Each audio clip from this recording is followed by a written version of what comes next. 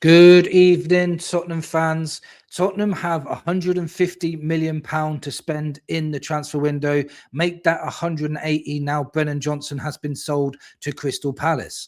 My biggest question here is, should we be wasting £180 million on transfers on Thomas Frank? Is he going to be able to improve us by getting in better players? Or are we wasting 180 million just for another manager to come in after Frank gets sacked in a few weeks' time, and another manager comes in, doesn't like the players he's bought, plays a completely different system, and we're back to square one and wasted all of that money on players? Now, the argument here is Thomas Frank's mentality is absolutely poor. He hasn't got that winning mentality, not even the way he speaks in press conferences. He was absolutely thrilled with a 0-0 draw against Brentford, which really shocked me. He said we were strong and robust. He said it was a really good performance to get a 0-0 draw away to Brentford. And that mentality is not resonating with the Spurs fans. It made me want to go out and drive 40 mile an hour in a 30 mile an hour zone, just so I know what it feels like to try and get 3 points, because he's just letting us down in that aspect. He really is. So for me, we've got a bit of conundrum here. We could give him 180 million. He could buy better players, and then all of a sudden performances start to improve because we've got more technically gifted players, and it might elevate us up another level. It could. But also, we could give him 180 million. He could spend it on players that he likes, which means he just likes players that run a lot. He likes players that can win duels. He doesn't really like these technically gifted players. He's never known for that. And the reason why I know that is because I've been watching a lot of Brentford videos, of Brentford fan videos, and they've been saying that he just likes players that run and do what he says in his own little way. He won't be buying like really technically gifted players. So, and that's what we're missing, and especially in midfield. We are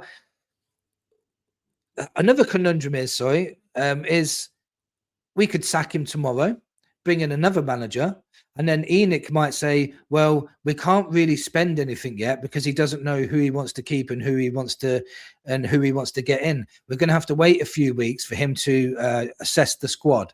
And then it'll be a last minute, last day window buy, a panic buy on the last day, and buy 2 signings in that we probably didn't really want, and it will all go pear-shaped again. It's going to be... the logical solution is you have to give the money to Frank because it's too late to sack him and put in another manager now.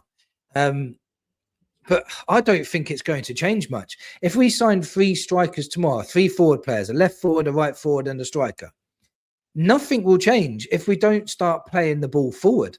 And this is my biggest problem. You can sign all the players you want in the world, but if you've got a negative mindset where you're just going to try and nullify the opposition and you're not going to try and attack them, it doesn't matter how good your players are, you're not going to get the best out of them, because at the end of the day, if you buy attacking the players, they love attacking.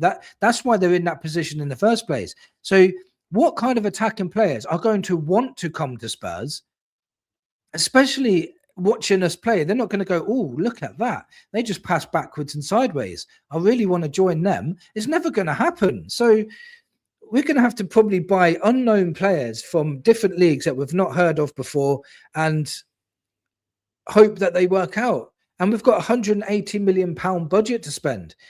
Would you trust Thomas Frank with 180 million? I don't think he's ever had 180 million once in his whole career. So I'm not really sure what he knows how to deal with that as well. He's normally using all the technology to try and get the perfect player to fit into his system. But he did that with Umbremo and Tony and that, but they didn't hit the ground running. They took a few seasons before they started coming good. So are we willing to wait a couple of seasons for his new signings to come in and then start playing well? It's a conundrum. It's tough to think, what the hell are we going to do? Because let's say we spent 180 million on Thomas Frank right now, and he's bolstered the squad, and it's, we've filled gaps that we need to fill, left back, left winger. We've signed a couple of midfielders. It's all starting to look good on paper, and we're like, yeah, this looks good. few weeks later, Frank goes on a run of losing 4 in a row. We're playing turgid football still, boring football, not really trying to attack teams, just mainly concentrating on defense. You know what's going to happen. He will be sacked. And if Thomas Frank gets sacked after signing all those players for 180 million, we have just wasted 180 million when that could have gone on a new manager coming in with new ideas, with an attacking philosophy, or not even that, just a winning mentality. Thomas Frank recently just said before the Sunderland game in the press conference that it's not going to be perfect, but we're going to try and build a foundation of trying to attack. What? Hold on just 1 second. We knew how to attack before you even came to the club. We knew how to score goals. We knew how to build up play. We knew how to put the ball in the box. We knew how to put through balls through. We don't need to build that up. These are professional players. They know how to do that. Why are you holding them back and saying defense is more important and we need to stop leaking goals? It is important in the grand scheme of things, but it's literally, if you let in 1 goal in a game, you'll lose because you're not built to attack. And what you're going to do if you let in a goal in the 80th minute, then you have to change things round. And you've got 10 minutes to try and change it round and try and get a draw rather than go for it and actually try to win. Brentford were for the taking yesterday. They were for the taking. We could have beaten them, but we chose not to. We chose to play defensive football. Now, the away fans, the Spurs away fans, were shouting boring, boring football.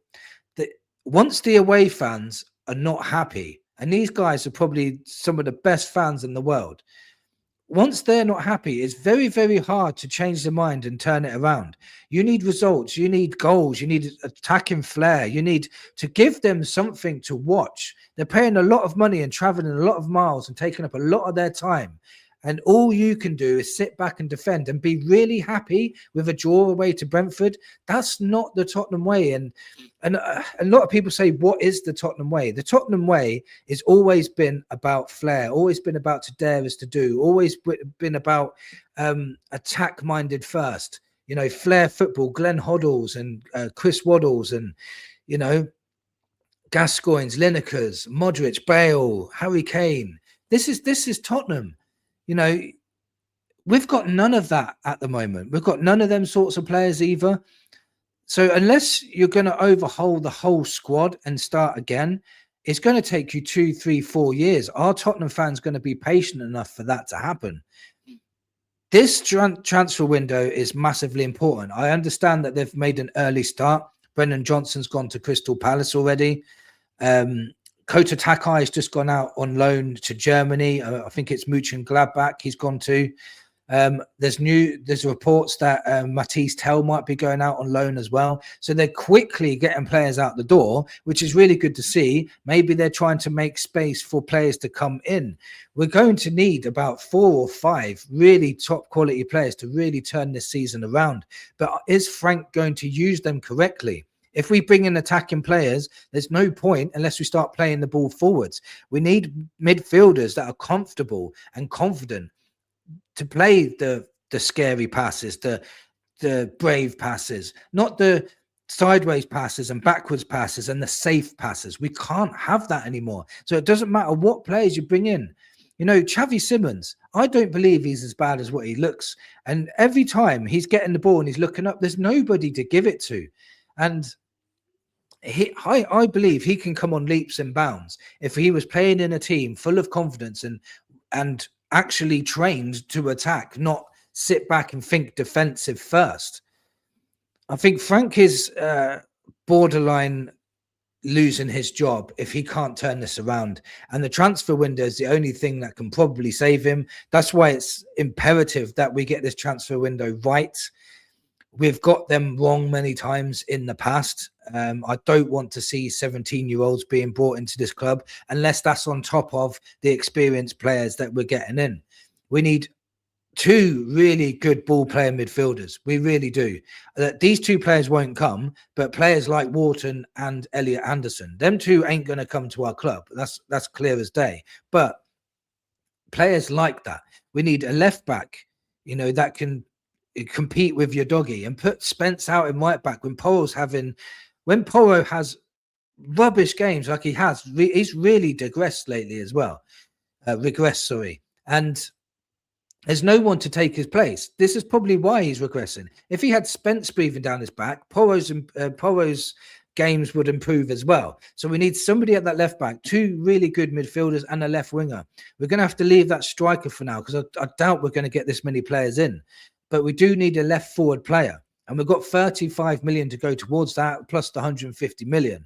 We need a flair player on that left that can score goals. There's no point getting rid of Brennan Johnson if you don't bring a forward player in that can score goals. Kudus doesn't score goals. He's only scored 2 all season. Richarlison is the only guy in our team that's scoring goals other than Van de Ven, but he's a defender.